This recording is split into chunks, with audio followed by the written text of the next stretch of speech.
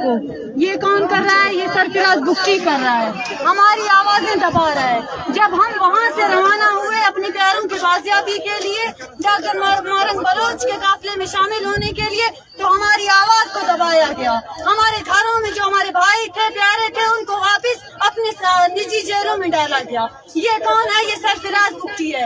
गवादर तक गया, वोट के लिए गया, कल पूरे सुई को सील कर दिया गया उसकी वजह से, पूरा कश्मीर रोड सील किया गया उसकी वजह से कि मुझे वोट चाहिए। लेकिन उसने क्या कहा कि लापता बलोच कौन है? वही है लापता बलोच जो अपनी बीवियों से लड़के जाके कराची में बैठती है। उसके बाकायदा बयान में यही आया है कि वो कराची में जाके अपनी बीवियों से लड़के वही बैठे हैं, वो लापता बलोच कहलाते हैं। ये सरफराज बुगटी है। हमारा आवाज दबा, अभी भी हम लोग डेरा बुगटी सुई से आए हैं, अपने प्यारों के बाजियाबी के लिए आए हैं, लेकिन वो वहाँ पे वोट के लिए बैठा हुआ है कि मुझे वोट चाहिए, बुगटियों से चाहिए, प्यार से नहीं तो जंग से लेता है वो। हमें जो है ना, इस तरह आवाज हमारा दबाया गया है। जो औरतें बच्चे उनको भी रातों रात ले जाया करता है, फिर उनकी मशक्क़तशुदा लाशें हमें दिया जाता है कि ये है, फिर हमारी आवाज दबाई जाती है कि इन पे कोई मीडिया बात न करे। पूरा FC, पूरी डेरा बुगटी, पूरी सुई उसके साथ मिला हुआ है। मैं लानत भेजता हूँ सरफराज बुगटी की जिंदगी पर। दुनिया में रियासत इस्लामाबाद में नहीं है, एक रियासत है, वो डेरा बुगटी और सुई में है। वो कौन है? वो जो इस वक्त का फिरौन सरफराज बुगटी बैठा हुआ है। बुगटियों को उसने मार दिया। एक नवाब अकबर खान बुगटी जो एक इज्जतदार औरत की इज्जत पे खड़ा हुआ, वो अपनी जानों का नजराना पेश किया, अपने घर, अपने भतीजे सब छोड़ दिया उन्होंने। लेकिन एक सरफराज बुगटी जो हमें वहाँ पे मार देना चाहता है, हमारे भाइयों को, हमारे अपूओं को उसने खत्म कर चुका है। हमारे घर में, हमारे डेरा बुगटी में ऐसे घर भी हैं जहाँ पे एक मर्द का नाम नहीं है। किस वजह से नहीं है?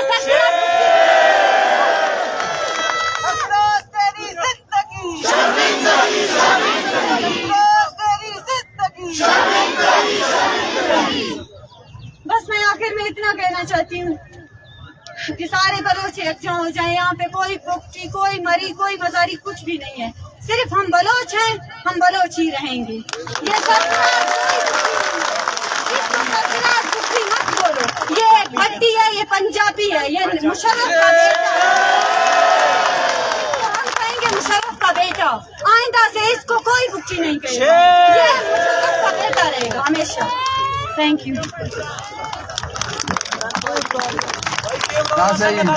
दरख्वास्त के यूनुस बलोचान के ऊपर इतना ख्यालात इज़हार के और कम मुख्तसर है तो वक्त मुख्तसर है, कम ईद के संगत कुल्ला ख्वास्ते। बिस्मिल्लाहिर्रहमानिर्रहीम। पहले तो मैं शाल के तमाम अपनी बहनें, अपनी माहें और तमाम शाल के बलोचों का शुक्रिया अदा करना चाहता हूँ जो हमारे साथ यहाँ आए हैं।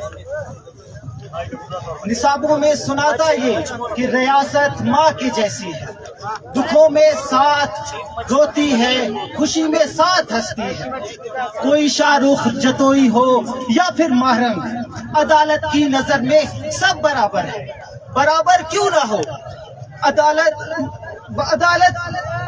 रियासत माँ की जैसी है।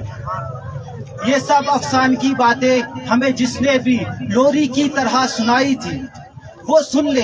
ये इस रियासत ने हमें माँ तो छोड़ो, सौतेली माँ की नजर से भी नहीं देखा। ये तो वो रियासत है, ये तो वो माँ है जिसने हमें पैदा करके एक भरे जंगल में खूंखार भेड़ियों के बीच में रखकर और पलटकर देखा भी नहीं। ये वो रियासत है। मैं अब कुछ अल्फाज कहूंगा, यहाँ पे शायद कुछ दोस्तों को अच्छा ना लगे तो मैं माजरत चाहता हूँ। ये जो हमारे रहबर कहलाते हैं यहाँ पे, ये जो अभी कुछ दिनों में आएंगे हमारे गलियों में, तो इनके लिए थोड़ा कुछ अल्फाज है मेरे पास।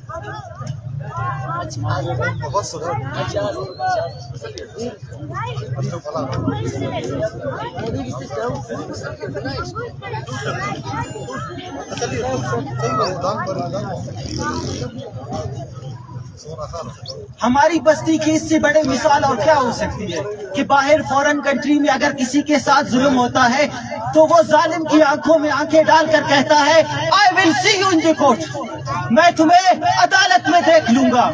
और हमारे यहाँ किसी के साथ जुल्म होता है तो बड़े अफसोस के साथ कहना पड़ रहा है, बड़े अफसोस के साथ कहना पड़ रहा है, वो कहता है मैं तुम्हें कल कयामत के दिन देख लूंगा। कातिल की ये दलील मुंसिफ ने मान ली कि मकतूल खुद गिरा था खंजर की नोक पे, और तू इधर उधर की बात न कर, ये बता कि काफिला क्यों रुका। तू इधर उधर की बात न कर कि काफिला क्यों लुटा, क्यों मेरे बहने वहां पे कल घसीटे गए, क्यों। तू इधर उधर की बात न कर, ये बता कि काफिला क्यों लुटा। मुझे राहजनों से गिला नहीं, तेरी रहबरी का सवाल है। मैं कहता हूँ हमें कोई आपकी सड़कें जरूरत नहीं, हमें आपकी लाइटें जरूरत नहीं, हमें सड़कें जरूरत नहीं। मैं कहता हूँ हमें जीने का हक दो, हमें जीने का हक दो। मैं इस पे कुछ कहना चाहता हूँ।